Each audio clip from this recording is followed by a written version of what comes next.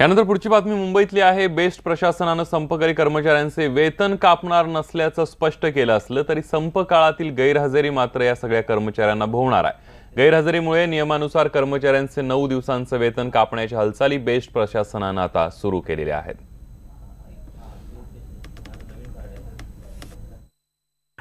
मला असं वाटतं शिवसेना सूडबुद्धीने काम करते। सुरुवातीला संप फोडण्याचा प्रयत्न केला आणि नंतर जे काही न्याय हक्क मागण्या ते देण्यास मनाई करत होते। खासगीकरणाचा फार प्रयत्न झाला, आमच्याकडनं आमचं मृत्यूपत्र लिहून घेण्याचा प्रयत्न झाला। आता हे सर्व निष्फळ झाल्यानंतर ज्या कामगारांनी एकजूट दाखवली त्यांच्या विरोधात सूड घेतला जातो असं माझं म्हणणं आहे। या सगळ्याच्या पाठीमागे शिवसेनाच आहे असं तुम्हाला वाटतंय शशांकजी? हो, कारण बीएसटी कमिटी त्यांच्या ताब्यात आहे, महानगरपालिका त्यांच्या ताब्यात आहे आणि हे सर्व निर्णय बीएसटी कमिटी करत असते। अगदी पगार कापला तर संघटनेचे नेते म्हणून तुमची काय भूमिका असणार आहे आता? नाही, मूलतः आम्ही याच्यात जातानाच, आंदोलनात जातानाच ही तयारी केलेली होती। कामगारांनी आपली तयारी केली होती। मूलतः आता जो काही पगार वाढतोय आणि येणाऱ्या काळामध्ये करार होईल हे फार मोठं मिळवत आहे हा कामगार आणि त्यामुळे या संघर्षात जाताना नक्कीच आमच्या विरोधात शिवसेना चुकीच्या माध्यमातून येईल हे आम्हाला माहिती होतं आणि त्याची तयारी प्रत्येक कामगारांनी केली आहे। अगदी शशांकजी, म्हणजे तुम्ही ज्यावेळी आंदोलनात उतरला होता त्यावेळी या गैरहजेरीचे पैसे कापले जाणार याची कल्पना होती? अनेक गैरहजेरी म्हणून नाही, ते आमचे घर खाली करायला आले। हो, अगदी ते आमच्या क्वार्टर्स खाली करायला आले आणि म्हणजे या खालच्या पातळीला ते जाऊ शकतात, तर हे तर एक्सपेक्टेडच आहे त्यांच्याकडनं। आपण बघितलं शिवसेना सूडबुद्धीने या सगळ्या कर्मचाऱ्यांबरोबर वागते असा गंभीर आरोप शशांक राव यांनी केलाय। दरम्यान बेस्टचा प्रवास करणाऱ्या प्रवाशांच्या पासाचे या संपामुळे 9 दिवस वाया गेलेत, मात्र त्याची भरपाई म्हणून आता प्रवाशांना पासामध्ये 9 दिवसांचा कालावधी वाढवून मिळणार आहे। दरम्यान त्या प्रवाशांना बस डेपोमध्ये जाऊन आपल्या पासवर तसा स्टॅम्प मारून घेणं गरजेचं आहे, त्यामुळे बसने प्रवास करणाऱ्या प्रवाशांना काहीसा दिलासा मिळणार आहे।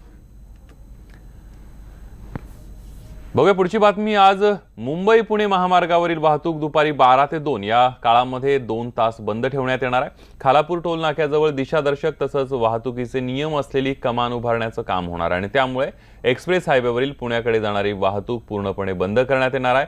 खालापूर टोल नाक्याच्या 17 किलोमीटर अगोदर बोधिवली गावाजवळ वाहतुकीचे नियम असलेली दिशादर्शक कमान बसवण्याचं काम या काळामध्ये करण्यात येणार आहे।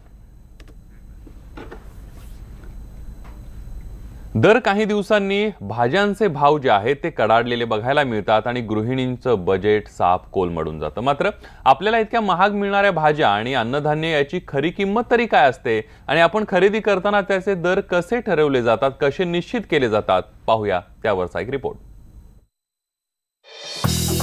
सण समारंभाचे दिवस जवळ आले की अन्नधान्य आणि भाज्यांचे दर अचानक गगनाला भिडतात आणि तुमच्या आमच्या खिशाला कात्री लागते। एकीकडे पिकवणाऱ्याला काही मिळत नाही, दुसरीकडे ग्राहकांची फरफट होते, व्यापारी मात्र मलई खाऊन रगड कमवतात। एपीएमसी आणि किरकोळ बाजारातल्या अन्नधान्यांच्या किमतीवर एक नजर टाकूयात।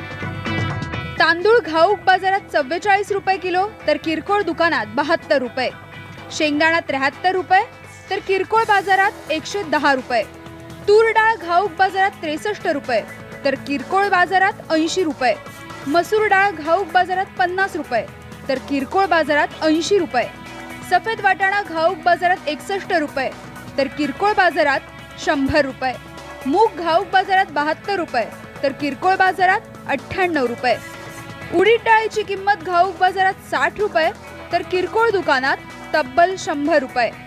मुंबई एपीएमसीमध्ये जे शेतमालाचे घाऊक भाव असतात तर त्या घाऊक भाव आणि किरकोळ बाजारात असणारे किरकोळ जे दर आहेत त्यामध्ये खूप मोठी तफावत आहे। परंतु मुंबई बाजार समितीमध्ये घाऊक दर जे आहे तो शेतमालाचा जो विक्री व्यवहार होतो त्यामध्ये शासनाच्या नियमानुसार जे शासन मिनिमम सपोर्ट प्राईस डिक्लेअर करतं त्या प्राईसच्या खाली खरेदी विक्री व्यवहार होणार नाही याची संपूर्ण काळजी बाजार समिती घेत असते। तर महागाईच्या नावाखाली भाज्यांच्या दरामध्ये व्यापारी खर्चाच्या तब्बल 300 पट किंमत वाढवून ती ग्राहकांना विकली जाते। जर 8 रुपये किलो जर होलसेल मार्केटमध्ये कांदा मिळतो तर आम्हाला बाहेर इथे कमीत कमी 10 ते 12 रुपये किलो घ्या ना तुम्ही। जर तुम्ही 20 रुपये 25 रुपये विकता तर ते खूपच महाग आहे, त्याच्यावर तुम्ही काहीतरी कारवाई काहीतरी झालीच पाहिजे. इकडे तिकडे वाचतो रेट कमी असतो आणि इकडे आम्हाला जे भाजीला नॉर्मल आम्ही घेतो तिकडे मागेल तेवढी किंमत द्यावीच लागते. आमचा हेतू असा असतो की ती पैसे शेतकऱ्यापर्यंत पोहोचतील म्हणून आम्ही मागेल तेवढे पैसे देतो. पण तसं होत नाही, सण पण साजरे होत नाही, हे फक्त महागाईमुळे. व्यापाऱ्यांच्या या मनमानी कारभाराच्या विरोधात 1996 साली सरकारनं नियमावली घालून दिली होती. सध्या मात्र सारं काही आलबेल आहे. कष्टकरी शेतकऱ्याला त्याच्या शेतमालाला योग्य भाव मिळत नाही. एपीएमसी मधल्या घाऊक व्यापाऱ्यांना फारसा नफा मिळत नाही.